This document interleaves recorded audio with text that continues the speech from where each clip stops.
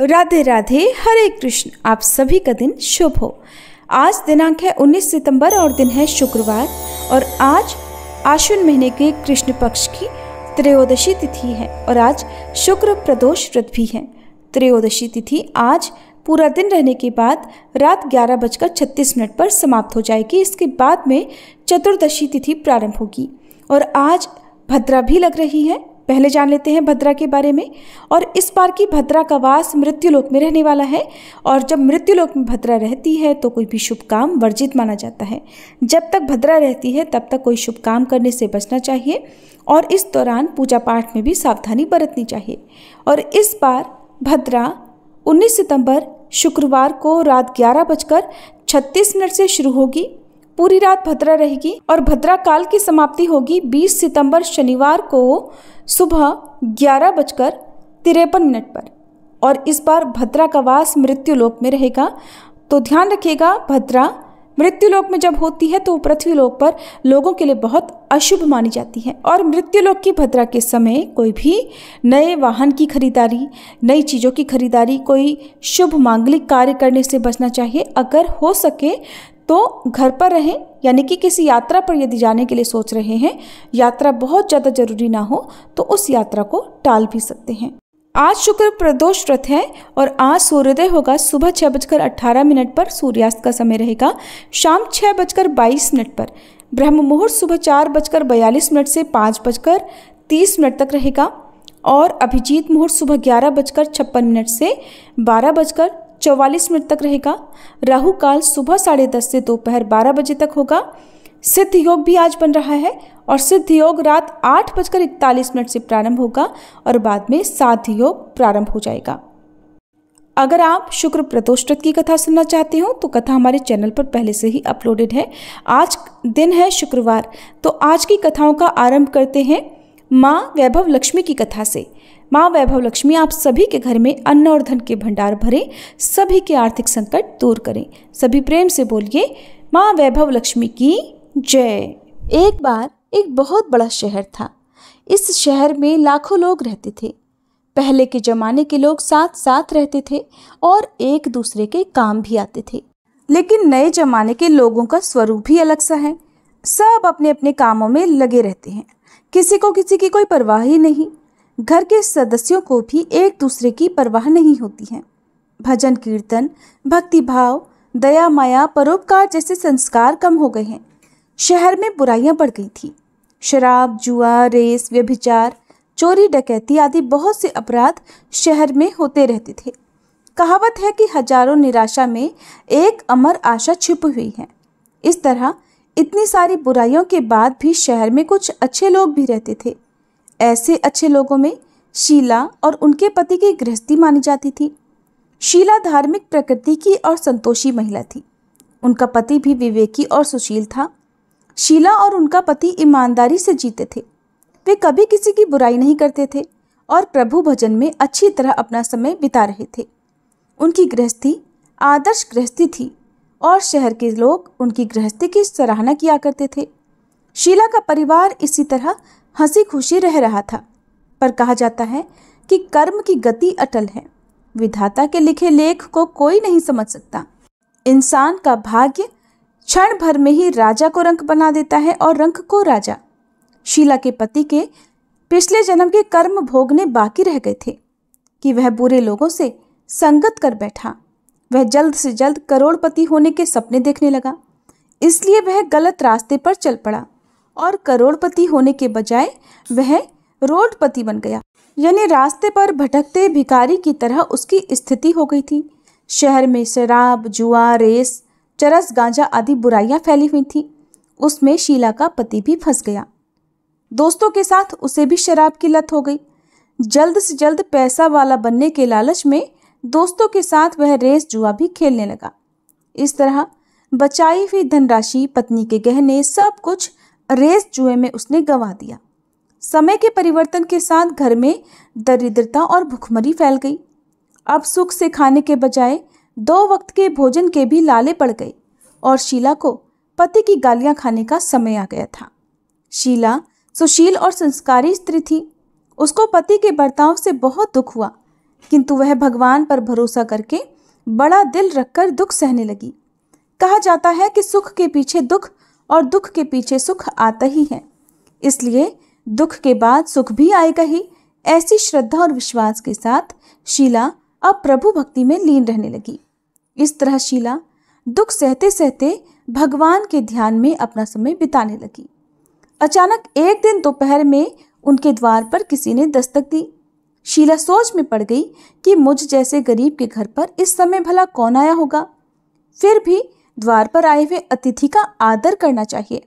ऐसे आर्य धर्म के संस्कार वाली शीला ने खड़े होकर द्वार खोला। देखा तो एक मांझी खड़ी थी। वे बड़ी उम्र की लगती थी, किंतु उनके चेहरे पर अलौकिक तेज निखर रहा था। उनकी आंखों में से मानो अमृत बह रहा हो। उनका भव्य चेहरा करुणा और प्यार से छलक रहा था। उनको देखते ही शीला के मन में अपार शांति छा गई। वैसे तो शीला इन मांझी को बिल्कुल भी पहचानती नहीं थी, फिर भी उनको देखकर शीला के मन में आनंद छा गया। शीला मांझी को आदर और सम्मान के साथ घर में लेवा लाई। घर में बिठाने के लिए कुछ भी नहीं था, इसलिए शीला ने सकुचाकर एक फटी हुई चादर पर उनको बिठाया। मांझी ने शीला से कहा, क्यों शीला, मुझे पहचाना नहीं? शीला ने थोड़ा हिचकिचाकर कहा, मांझी, आपको तो देखते ही बहुत खुशी हो रही है, बहुत शांति मिल रही है। ऐसा लगता है कि मैं बहुत दिनों से जिसे ढूंढ रही थी वे आप ही हैं, पर मैं आपको पहचान नहीं सकती। मांझी ने हंसकर कहा, क्यों बेटी, भूल गई? हर शुक्रवार को लक्ष्मी जी के मंदिर में भजन कीर्तन होते रहते हैं, तब मैं भी वहीं आती हूँ। वहाँ हर शुक्रवार को हम मिलते हैं। पति गलत रास्ते पर चलने लगा, तब से शीला बहुत दुखी हो गई थी और दुख के मारे अब वह लक्ष्मी जी के मंदिर भी नहीं जाती थी। बाहरी लोगों के साथ नजरें मिलाने में भी उसे शर्म आती थी। उसने मांझी के कहने पर अपनी याददाश्त पर जोर दिया, लेकिन वह मांझी उसे याद ही नहीं आ पा रही थी। तब मांझी ने कहा, बेटी, तू लक्ष्मी जी के मंदिर में कितने मधुर भजन गाती थी, अब तू वहाँ दिखाई नहीं देती थी, इसलिए मुझे लगा कि पता नहीं तू क्यों नहीं आती है, कहीं बीमार तो नहीं हो गई ना? ऐसा सोचकर ही मैं तुझसे मिलने चली आई हूँ। मांझी के अति प्रेम भरे शब्दों से शीला का हृदय पिघल गया था। उसकी आंखों में आंसू आ गए और मांझी के सामने वह बिलख बिलख कर रोने लगी। ये देखकर मांझी शीला के पास गई और उसकी सिसकती पीठ पर प्यार भरा हाथ फेरकर सांत्वना देने लगी। मांझी ने कहा, बेटी, सुख और दुख तो धूप छांव की तरह होते हैं, धैर्य रखो बेटी। और तुझे परेशानी क्या है? तेरे दुख की बात मुझे सुना, तेरा मन हल्का हो जाएगा और तेरे दुख का कोई उपाय भी मिल जाएगा। मांझी की बात सुनकर शीला के मन को बहुत शांति मिली। फिर उसने मांझी से कहा, मांझी, मेरी गृहस्थी में भरपूर सुख और खुशियाँ थी। मेरे पति भी सुशील थे। अचानक हमारा भाग्य हमसे रूठ गया। मेरे पति बुरी संगति में फंस गए और बुरी आदतों के शिकार हो गए और अपना सब कुछ गंवा बैठे। अब हम रास्ते के भिखारी जैसे बन गए हैं। ये सुनकर मांझी ने कहा, ऐसा कहा जाता है कि कर्म की गति न्यारी होती है। हर इंसान को अपने अपने कर्म भुगतने ही होते हैं। इसलिए बेटी, तू चिंता मत कर। अब तू अपने कर्म भुगत चुकी है और अब तुम्हारे सुख के दिन अवश्य आएंगे। तू तो माँ लक्ष्मी जी की भक्त है और माँ लक्ष्मी जी तो प्रेम और करुणा की अवतार हैं। वे अपने भक्तों पर हमेशा ममता रखती हैं। इसलिए तू धैर्य रखकर माँ लक्ष्मी जी का व्रत कर, इससे सब कुछ ठीक हो जाएगा। माँ लक्ष्मी जी का व्रत करने की बात सुनकर शीला के चेहरे पर चमक आ गई। उसने पूछा, माँ, लक्ष्मी जी का व्रत कैसे किया जाता है? वह मुझे समझाइए, मैं ये व्रत अवश्य करूंगी। माँ जी ने कहा, बेटी, माँ लक्ष्मी जी का व्रत बहुत सरल है। इसे वरद लक्ष्मी व्रत या वैभव लक्ष्मी व्रत भी कहा जाता है। ये व्रत करने वाले की सारी मनोकामनाएं पूरी हो जाती हैं और वह सुख, समृद्धि और यश की प्राप्ति करता है। ऐसा कहकर माँ जी वैभव लक्ष्मी व्रत की विधि कहने लगी। बेटी, वैभव लक्ष्मी व्रत वैसे तो बहुत ही सरल सा व्रत है, किंतु कई लोग इस व्रत को गलत तरीके से करते हैं, इसलिए उसका कोई भी फल नहीं मिलता। कई लोग कहते हैं कि सोने के गहने की हल्दी कुमकुम से पूजा करो, बस व्रत हो गया, लेकिन ऐसा नहीं है। कोई भी व्रत शास्त्रीय विधि से करना चाहिए, तभी उसका फल मिलता है। सच्ची बात यह है कि सोने के गहनों का भी विधि से पूजन करना चाहिए। व्रत की उद्यापन विधि भी शास्त्रीय विधि से करनी चाहिए। यह व्रत शुक्रवार को ही करना चाहिए। प्रातःकाल स्नान करके स्वच्छ कपड़े पहनो और सारा दिन जय माँ लक्ष्मी का जाप करते रहो। किसी की निंदा नहीं करनी चाहिए। शाम को पूर्व दिशा में मुंह करके साफ आसन पर बैठ जाओ। सामने चौकी रखकर उस पर साफ कपड़ा बिछाओ और उसके ऊपर चावल का छोटा सा ढेर करो। उस ढेर पर पानी से भरा तांबे का कलश रखकर कलश पर एक कटोरी रखो। उस कटोरी में एक सोने का गहना रखो। सोने का ना हो तो चांदी का भी चलेगा, चांदी का ना हो तो नकद रुपया भी चलेगा। फिर घी का दीपक और धूप जलाकर रखो। माँ लक्ष्मी जी के बहुत स्वरूप हैं और माँ लक्ष्मी जी को श्री यंत्र अति प्रिय है। इसलिए वैभव लक्ष्मी व्रत में पूजन करते समय सबसे पहले श्री यंत्र और लक्ष्मी जी के विधि स्वरूपों का सच्चे मन से दर्शन करो। उसके बाद लक्ष्मी स्तवन का पाठ करो। बाद में कटोरी में रखे हुए गहने या रुपयों को हल्दी कुमकुम और अक्षत चढ़ाकर पूजा करो और लाल रंग का पुष्प चढ़ाओ। शाम को कोई मीठी चीज बनाकर उसका प्रसाद रखो। न हो सके तो शक्कर या गुड़ का भी भोग लगा सकते हो। फिर आरती करके 11 बार सच्चे हृदय से जय माँ लक्ष्मी बोलो। बाद में 11 या 21 शुक्रवार ये व्रत करने का दृढ़ संकल्प माँ के सामने करो और आपकी जो भी मनोकामना हो वह पूरी करने की माँ लक्ष्मी जी से विनती करो। फिर माँ का प्रसाद सब में बांट दो। थोड़ा प्रसाद अपने लिए भी रख लो। अगर आप में शक्ति हो तो सारा दिन उपवास रखो और सिर्फ प्रसाद खाकर शुक्रवार का व्रत करो। शक्ति ना हो तो एक बार शाम को प्रसाद ग्रहण करते समय खाना खा लो। बाद में कटोरी में रखा गहना या रुपया ले लो। कलश का पानी तुलसी की क्यारी में डाल दो और चावल पक्षियों को डाल दो। इसी तरह शास्त्रीय विधि से व्रत करने से उसका फल अवश्य मिलता है। इस व्रत के प्रभाव से सब प्रकार की विपत्ति दूर होकर आदमी धनवान हो जाता है। संतान न हो तो उसे संतान की प्राप्ति होती है। सौभाग्यवती स्त्री का सौभाग्य अखंड रहता है। कुमारी लड़की को मनभावन पति मिलता है। माँ जी के मुख से यह सुनकर शीला बहुत आनंदित हो गई। फिर पूछने लगी, माँ आपने वैभव लक्ष्मी व्रत की जो शास्त्रीय विधि बताई है वैसे मैं अवश्य करूंगी, किंतु उसकी उद्यापन विधि किस तरह करनी चाहिए ये भी कृपा करके सुनाइए। माँ जी ने कहा, 11 या 21 जो भी मन्नत मांगी हो उतने शुक्रवार ये वैभव लक्ष्मी व्रत पूरी श्रद्धा और भावना से करना चाहिए। व्रत के आखिरी शुक्रवार को खीर का नैवेद्य रखो। पूजन विधि हर शुक्रवार को वैसे ही करते हैं जैसी आपने पहले व्रत में करी है। पूजन विधि के बाद श्रीफल तोड़ो और कम से कम 7 कुमारी या सौभाग्यशाली स्त्रियों को कुमकुम का तिलक करके वैभव लक्ष्मी व्रत की एक एक पुस्तक उपहार में देनी चाहिए। सबको खीर का प्रसाद देना चाहिए। फिर धन लक्ष्मी स्वरूप, वैभव लक्ष्मी स्वरूप माँ लक्ष्मी जी की छवि को प्रणाम करें। माँ लक्ष्मी जी का यह स्वरूप वैभव देने वाला है। प्रणाम करके मन ही मन भावुकता से माँ की प्रार्थना करते समय कहें कि हे माँ धन लक्ष्मी, हे माँ वैभव लक्ष्मी, मैंने सच्चे हृदय से आपका व्रत पूर्ण किया है, तो हे माँ हमारी मनोकामना पूर्ण कीजिए, हम सब का कल्याण कीजिए। जिसे संतान न हो उसे संतान देना, सौभाग्यशाली स्त्री का सौभाग्य अखंड रखना, कुंवारी लड़की को मनभावन पति देना। माँ आपका यह चमत्कारी वैभव लक्ष्मी व्रत जो करे उसकी सब विपत्ति दूर करना, सबको सुखी करना। हे माँ आपकी महिमा अपरंपार है। माँ जी से वैभव लक्ष्मी व्रत की शास्त्रीय विधि सुनकर शीला भाव विभोर हो उठी। उसे लगा मानो सुख का रास्ता मिल गया हो। उसने आंखें बंद करके मन ही मन उसी क्षण संकल्प लिया कि हे माँ वैभव लक्ष्मी, मैं भी माँ जी के कहे अनुसार श्रद्धापूर्वक शास्त्रीय विधि से वैभव लक्ष्मी व्रत 21 शुक्रवार तक करूंगी और व्रत की शास्त्रीय रीति के अनुसार उद्यापन भी करूंगी। शीला ने संकल्प करके जैसे ही आंखें खोली तो सामने कोई भी नहीं था। वह हैरान रह गई कि माँ जी कहाँ गई। वह माँ जी कोई दूसरा नहीं बल्कि साक्षात लक्ष्मी जी ही थी। शीला लक्ष्मी जी की भक्त थी, इसलिए अपने भक्त को रास्ता दिखाने के लिए माँ लक्ष्मी देवी जी का रूप धारण करके शीला के पास आई थी। दूसरे दिन शुक्रवार था। प्रातःकाल स्नान करके स्वच्छ कपड़े पहनकर शीला मन ही मन श्रद्धा और भक्ति से जय माँ लक्ष्मी का मन ही मन रटन करने लगी। सारा दिन किसी की निंदा नहीं की। शाम हुई तब हाथ पांव मुंह धोकर शीला पूर्व दिशा की ओर मुंह करके बैठी। घर में पहले तो बहुत सारे सोने के गहने थे, लेकिन पति ने गलत रास्ते पर चलकर सब गिरवी रख दिए थे। पर नाक की कील बच गई थी। नाक की कील निकालकर उसे धोकर शीला ने कटोरी में रख दी। सामने चौकी पर रुमाल रखकर मुट्ठी भर चावल का ढेर किया। उस पर तांबे का कलश पानी भरकर रखा। उसके ऊपर कील वाली कटोरी रखी। फिर विधि पूर्वक वंदना, स्तुति, पूजन वगैरह किया और घर में थोड़ी शक्कर थी, वह प्रसाद में रखकर वैभव लक्ष्मी व्रत किया।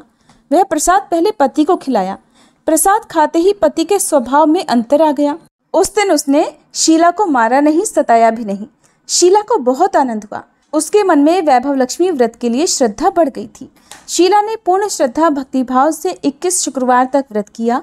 21वें शुक्रवार को विधि पूर्वक उद्यापन विधि करके 7 स्त्रियों को वैभव लक्ष्मी व्रत की 7 पुस्तकें उपहार में दी। फिर माँ जी के धन लक्ष्मी स्वरूप की छवि को वंदन करके भक्ति भाव से मन ही मन प्रार्थना करने लगी कि हे माँ धन लक्ष्मी, मैंने आपका वैभव लक्ष्मी व्रत करने की मन्नत मानी थी। यह व्रत आज मैंने पूर्ण किया है। हे माँ, मेरी हर विपत्ति दूर करो, हमारा सबका कल्याण करो। जिसे संतान न हो उसे संतान देना, सौभाग्यवती स्त्री का सौभाग्य अखंड रखना, कुंवारी लड़की को मनभावन पति देना। जो कोई आपका यह चमत्कारी वैभव लक्ष्मी व्रत करे उसकी सब विपत्ति दूर करना, सबको सुखी करना। हे माँ, आपकी महिमा अपार है। ऐसा कहकर लक्ष्मी जी के धन लक्ष्मी स्वरूप की छवि को उसने प्रणाम किया।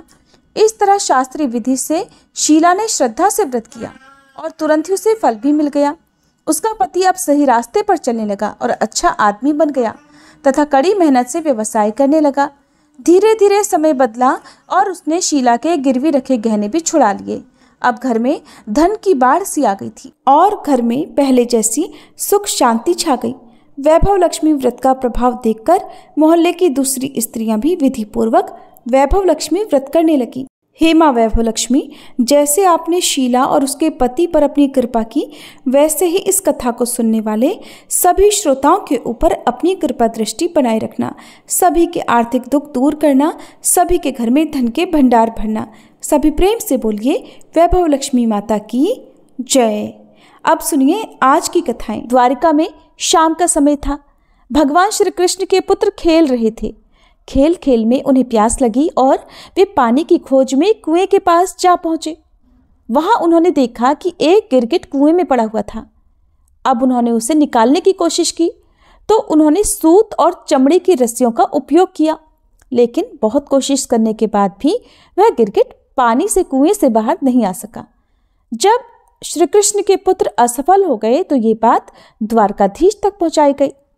अब तो भगवान श्री कृष्ण स्वयं वहां आ पहुंचे और उन्होंने बिना किसी कठिनाई के बाएं हाथ से उस गिरगिट को खींचकर बाहर निकाल दिया। जैसे ही गिरगिट भगवान के स्पर्श में आया, एक आश्चर्यजनक घटना घटी। गिरगिट से एक तेजस्वी महापुरुष प्रकट हुए। भगवान, जो कि त्रिकालदर्शी हैं और सब कुछ जानते हैं, उन्होंने फिर उनसे पूछा, हे देव पुरुष, आप कौन हैं और आपको ये स्थिति कैसे प्राप्त हुई? आप गिरगिट क्यों बने? कृपया अपना परिचय दीजिए। तब उन महापुरुष ने उत्तर दिया, प्रभु, मैं राजा नृग हूँ। मैं एक चक्रवर्ती सम्राट था और प्रसिद्ध दानी था। आपने मेरे नाम के बारे में तो अवश्य सुना होगा। अब मैं आपको अपने विषय में भी बताता हूँ, अपनी कहानी सुनाता हूँ। तब राजा नृग ने श्री कृष्ण को बताया कि प्रभु, मैं अपनी युवावस्था से ही अनेक दान किया करता था। मैंने असंख्य गायों का दान किया और वे सभी गायें दुधारू, सुंदर और सुसज्जित थीं। मैंने न्यायपूर्वक अर्जित धन से इन गायों को प्राप्त किया और उनके सींगों में सोना और खुरों में चांदी लगवाई। मैंने इन्हें वस्त्र, हार और आभूषणों से सजाया और उन्हें सद्गुणी, तपस्वी, विद्वान ब्राह्मणों को दान में दे दिया। मैंने पृथ्वी, सोना, घड़े, हाथी, कन्याएं और अन्य बहुमूल्य वस्तुएं भी दान में दी। मैंने यज्ञ किए, कुएं, बावलियां और धर्मशालाएं बनवाई, लेकिन एक छोटी सी गलती ने मेरी पूरी दानशीलता पर पानी फेर दिया। एक दिन एक गाय भूलवश मेरी गौशाला में आ गई।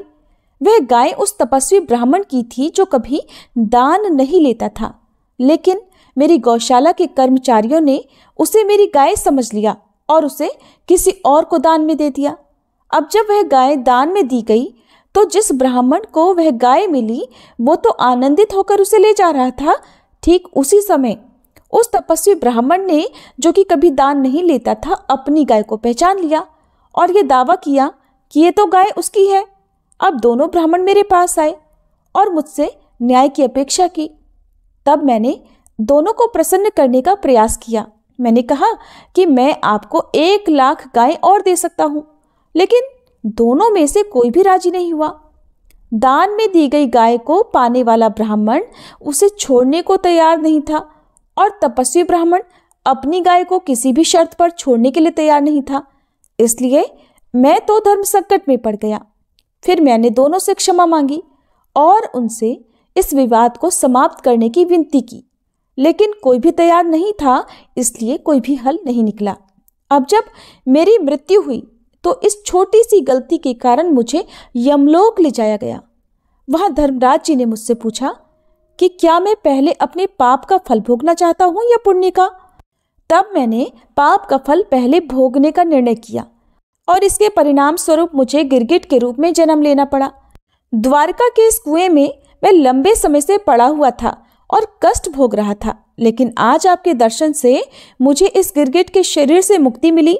प्रभु, मैं आपका सेवक हूँ और आपकी कृपा से ही ये संभव हुआ।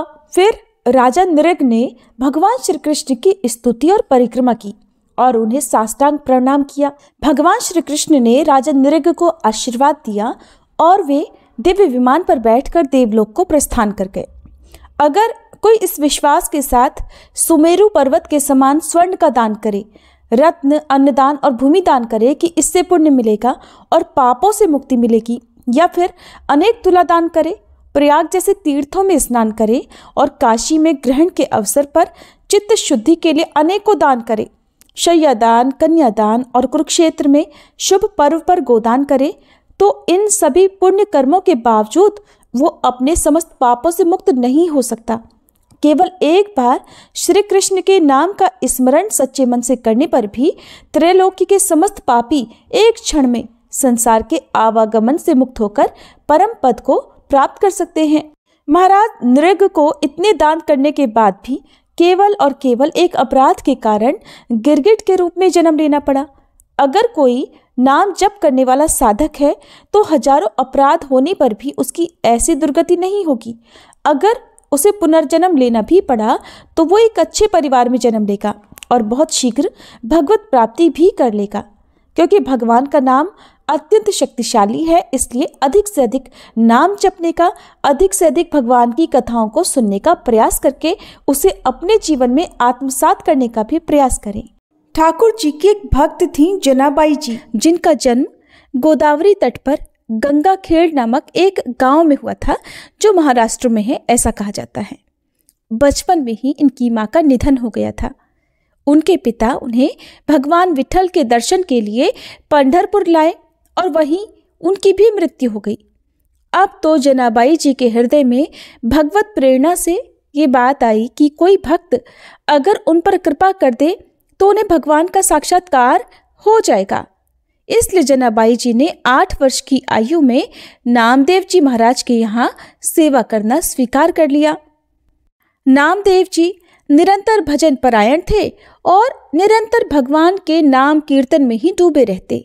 नामदेव जी जैसे महात्मा के यहाँ सेवा मिल जाना मतलब स्वयं प्रभु की सेवा से भी बड़ी सेवा मिल जाना था। अब तो जनाबाई जी के हृदय में हर समय एक ही बात रहती कि वे किसी तरह नामदेव जी को प्रसन्न कर लें। अब जनाबाई जी नामदेव जी के पूरे परिवार की बड़ी लगन के साथ सेवा करने लगी। वो उनके घर के सारे कार्य जैसे कपड़े धोना, आटा पीसना, भोग तैयार करना, बर्तन मांजना, झाड़ू पोछा करना, जो जो काम उन्हें करने को मिलते वो सारे काम खुद करने लगी। जनाबाई जी को इस तरह सेवा करने में बड़ा आनंद आने लगा। नामदेव जी की सेवा और संग के प्रभाव से उनका अब निरंतर नाम जप चलने लगा। जो नामदेव जी जप और कीर्तन करते थे वही जनाबाई जी भी कीर्तन और नाम स्मरण करने लगी। नाम स्मरण करते करते कभी कभी तो वो जब पोछा लगा रही होती तो एकदम से उनके हाथ रुक जाते और आंसू बहने लगते और प्रभु के लिए विकलता प्रकट होने लगी। श्री जनाबाई जी की भाव दशाएं आने लगी और उनके हृदय में भगवान विठल के प्रति प्रबल आसक्ति होने लगी। जब कभी सेवा के बाद उन्हें कुछ समय मिलता तो वो मंदिर में जाती और ठाकुर जी को एकटक देखा करती। ठाकुर जी को देखते देखते उनको एकदम से विकलता होती और फिर वो रोने लगती। जब आनंद बढ़ता तो वो नाचने लगती। जनाबाई जी की ये दशा केवल और केवल श्री नामदेव जी की सेवा से होने लगी। जब भक्त के मन में भक्ति जागृत होती है, या आप कह सकते हैं कि जब सच्ची भक्ति जागृत होती है, तो भक्त का हाल कुछ कुछ ऐसा ही हो जाता है।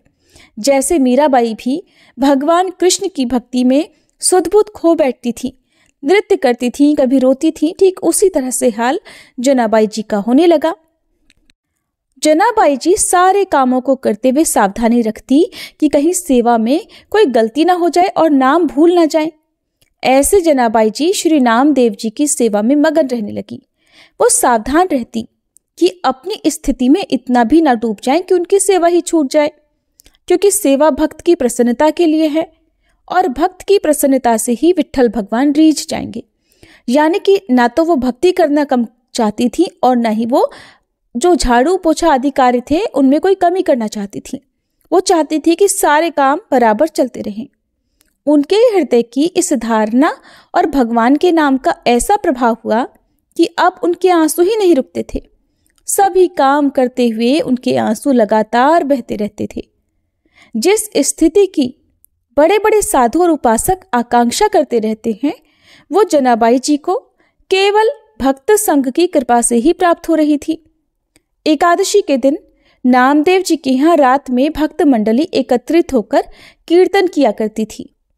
कोई मृदंग बजाता, कोई करताल बजाता, कोई नृत्य करते हुए नाम कीर्तन करता, कोई प्रभु की आनंदमयी लीलाओं का गायन करता, तो कोई एकांत में बैठा हुआ उन लीलाओं और कीर्तन को सुनकर आंसू बहाया करता।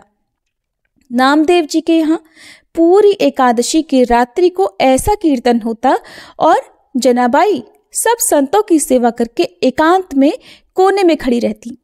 वो नामदेव जी और बड़े बड़े भक्तों की भाव दशाएं देखा करती, तो उनके हृदय में ये सब कुछ देखकर विकलता और बढ़ जाती।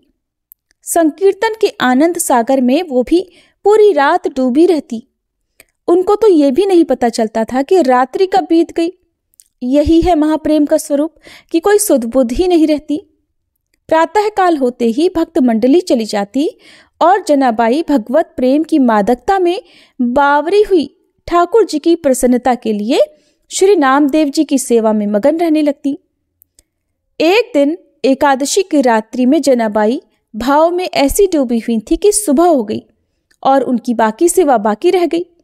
घबराते हुए उन्होंने सोचा कि पहले वस्त्र धो लें। जब वह चंद्रभागा नदी के पास पहुंची तो उनके मन में बहुत सी चिंताएं एक साथ आने लगी। अब काम करते करते, कपड़े धोते धोते वो सोचने लगी कि अभी तो बर्तन धोने हैं, फिर ठाकुर जी की सेवा के लिए पानी भी भरने जाना है। आज तो बहुत देर हो गई, अब मैं कैसे ये सारी सेवाएं पूरी कर पाऊंगी। वो ये सोच ही रही थी कि एक वृद्ध माता उनके पास आई और कहने लगी, जनाबाई तू चिंता क्यों कर रही है, तू जाकर बाकी के काम कर ले, मैं तेरे सारे कपड़े धो देती हूँ। जनाबाई ने कहा कि आप मेरा काम क्यों करेंगी। तो वह वृद्धा कहने लगी, मैं सच्ची सफाई और धुलाई करना जानती हूँ और जो कपड़े मैं एक बार धोती हूँ वो दोबारा गंदे नहीं होते। जनाबाई इस बात को समझ नहीं पाई। तब उन वृद्धा ने बड़े प्रेम से कहा कि बेटी तू चिंता मत कर, तू मेरे जैसे कपड़े साफ नहीं कर सकती। तब जनाबाई ने कहा कि अब मुझे तुरंत ही नामदेव जी के घर जाना होगा क्योंकि मैंने बर्तन नहीं धोए। ऐसा कहकर वो कपड़े वहीं नदी के किनारे छोड़कर भागी भागी घर चली गई। जनाबाई बर्तन धोकर और जल भरकर वापस आई तो उन्होंने देखा कि उन वृद्धा माता ने तो सारे कपड़े धोकर सुखा भी दिए थे। जनाबाई ने देखा कि सारे कपड़े एकदम साफ हो गए थे। तब उन्होंने हाथ जोड़कर उन वृद्धा से कहा कि आप जैसा उदार तो मुझे जीवन में कोई भी नहीं मिला। जनाबाई आगे कहने लगी कि माता मैं तो आपकी बहुत आभारी हूँ। तब वृद्धा मैया कहने लगी, अरे बेटी इसमें आभार की क्या बात है, मैं तो तुम्हारी ही हूँ और अपनों से आभार थोड़ी व्यक्त करते हैं। ऐसा कहकर मुस्कुराते हुए वे वृद्धा वहां से चली गई। जाते जाते उन्होंने कहा कि अगर कभी भी जरूरत हो तो मुझे याद कर लेना और जब तुम याद करोगी तो मैं तुम्हारी सेवा के लिए उपस्थित हो जाऊंगी। जनाबाई जी भाव में डूब गईं क्योंकि उन वृद्धा की मुस्कुराहट ने उनके हृदय में आनंद को बढ़ा दिया था। जब चेतना आई तो उन्होंने सोचा, अरे मैं तो बिल्कुल भूल ही गई, मैं तो पूछना ही भूल गई कि वो वृद्धा मैया रहती कहाँ है और उनका नाम क्या है। कपड़े भी धोकर चली गई और मैं उनके बारे में कुछ पूछ ही नहीं सकी। अब उन्होंने जाकर आसपास देखा कि कहीं तो वो वृद्धा माता मिल जाएंगी, लेकिन वो दिखाई नहीं दी। अब तो उनके हृदय में विकलता हुई कि एक तो उनका शरीर इतना वृद्ध था, फिर भी वो हवा की तरह कैसे भाग गई? वो हो कौन सकती हैं? जनाबाई के मन में प्रश्न उठने लगे। तब सारे कपड़े इकट्ठा करके जनाबाई लेकर घर पहुंची तो उनका हृदय आज बड़ा व्याकुल था कि आखिरकार वो वृथा थी कौन, और वो अपनी मुस्कुराहट से कैसा जादू कर गई हैं कि मेरा चित्त बार बार केवल और केवल उन्हीं का चिंतन कर रहा है। उनका ध्यान मेरे हृदय से निकल ही नहीं रहा। जनाबाई गदगद कंठ से नामदेव जी के समीप गई और उन्हें पूरी घटना सुनाई। नामदेव जी ने तत्काल जनाबाई जी से कहा, अरे वो और कोई नहीं था, वो तो विट्ठल जी ही थे। नामदेव जी को आश्चर्य हुआ कि विट्ठल जी जनाबाई से कितना प्यार करते हैं कि उन्होंने आकर स्वयं सारे कपड़े उनके धो दिए। कैसा महिमामय स्वरूप है भक्ति का। श्री नामदेव जी ने कहा कि जनाबाई, तेरे अहोभाग्य है कि तेरे ऊपर ठाकुर जी की कृपा हुई और तू समझ ही नहीं पाई। अब तो जनाबाई के हृदय में और प्रणय कोप बढ़ गया कि प्रभु आए भी तो ऐसा छलिया रूप लेकर आए कि मैं उन्हें पहचान ही नहीं सकी। अब तो जनाबाई रोने लगी कि इतने छलिया हो कि आप आए भी और मुझे परिचय भी नहीं मिल पाया, और दूसरी बात कि आपने मेरे लिए इतना कष्ट सहा, मेरे लिए इतने सारे कपड़े धोए। भगवान तो सदैव अपने भक्तों के पीछे पीछे घूमते हैं। परम स्वतंत्र ईश्वर को भला कोई अगर बांध सकता है तो वो हैं केवल और केवल उनके भक्त।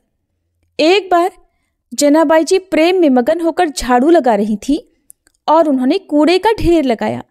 जब वह कूड़ा भरने के लिए गई तो उन्होंने देखा कि टोकरी लिए हुए प्रभु खुद कूड़ा भर रहे थे, मगर अब वो उन वृद्धा के रूप में नहीं आते थे, अब तो वे साक्षात विट्ठल जी के रूप में आते थे।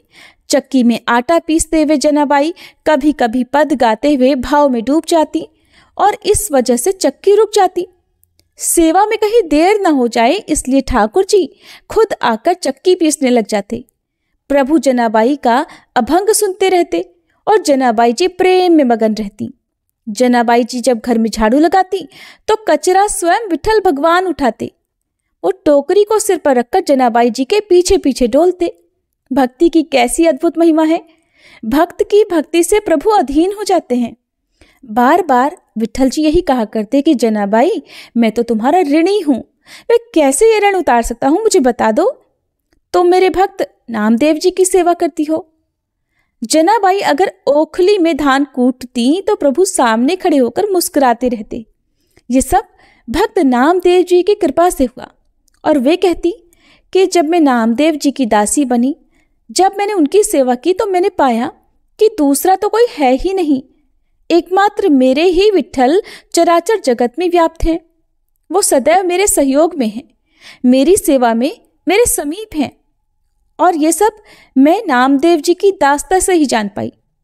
प्रभु अगर मेरे पीछे पीछे डोल रहे हैं तो ये सिर्फ और सिर्फ नामदेव जी की दास्ता के ही कारण हुआ।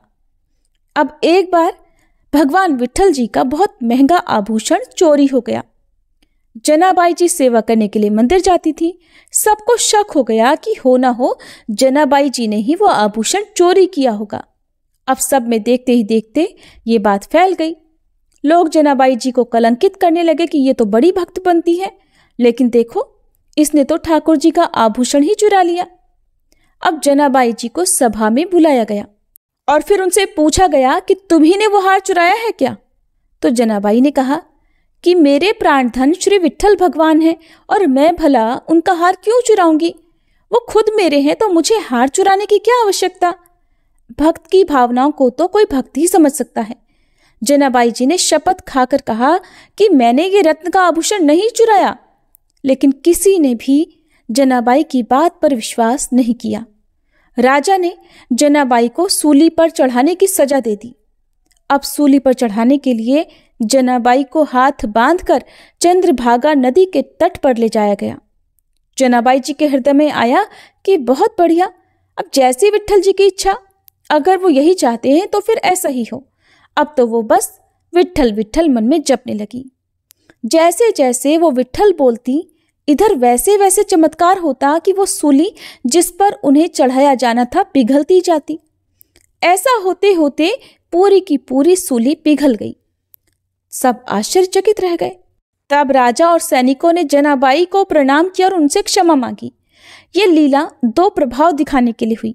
पहली, जनाबाई जी को कोई भय नहीं था, क्योंकि वो ये सोच रही थी कि सूली की सजा मेरे प्रीतम का विधान है और मेरे प्रीतम के मिलन के लिए अगर अब ये शरीर छूटने वाला भी है तो कोई भय नहीं। और दूसरी बात ये कि एक भक्त कितनी महिमा से युक्त होता है, इससे प्रभु दिखाते हैं कि उनके भक्त को प्रकृति का कोई भी प्रहार, कोई भी कष्ट, कोई दुख विचलित नहीं कर सकता, नष्ट नहीं कर सकता। अब एक बार कबीरदास जी महाराज श्री नामदेव जी के दर्शन करने जा रहे थे। उन्होंने देखा कि कुछ शोरगुल हो रहा है, तो उन्होंने किसी से पूछा कि अरे क्या हो रहा है, ये शोरगुल कैसा? तब उन्हें बताया गया कि जनाबाई जी किसी स्त्री से झगड़ा कर रही हैं।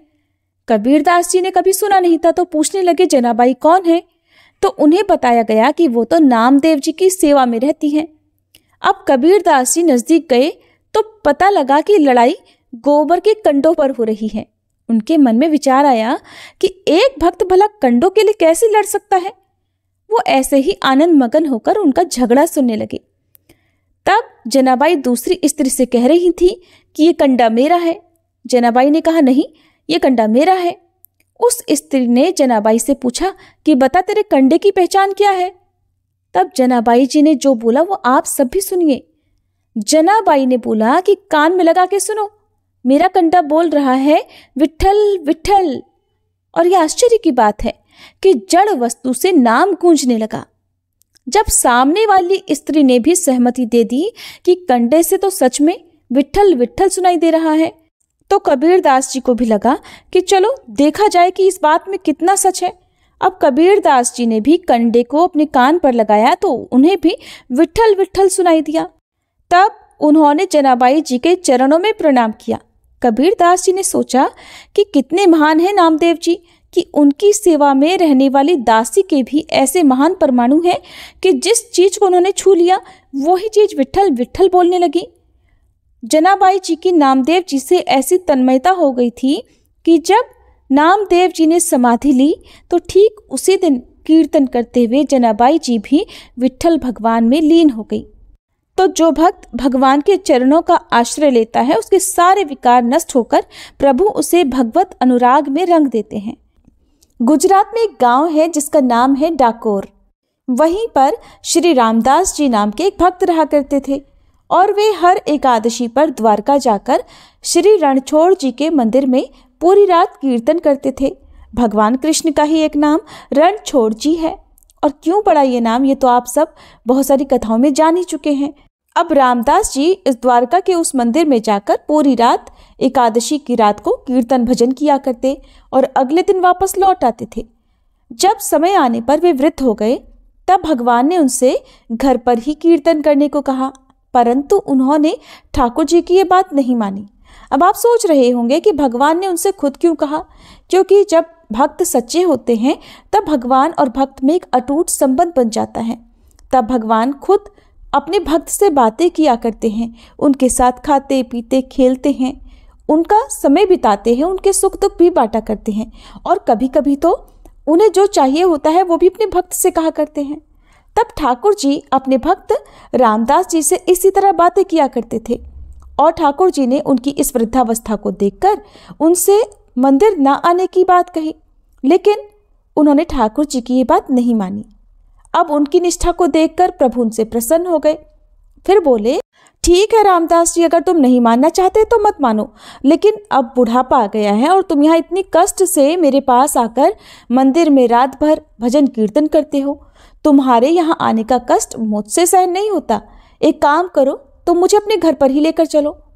ठाकुर जी ने कहा, अब की बार आना तो गाड़ी लेकर आना, मैं तुम्हारे साथ चलूंगा।